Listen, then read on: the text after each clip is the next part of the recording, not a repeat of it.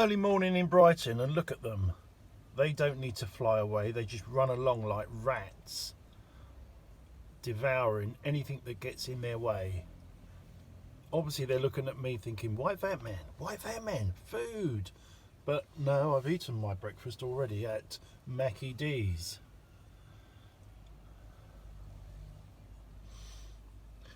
You have to admire the fact that these guys are survivors. They eat almost anything. They have 100% bottle.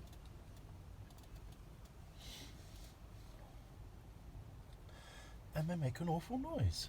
But hey ho, that's life. Where are you? Oh, where are you? There you go. And you? Are you staying? Can I get out of my van yet or not? Yeah? No?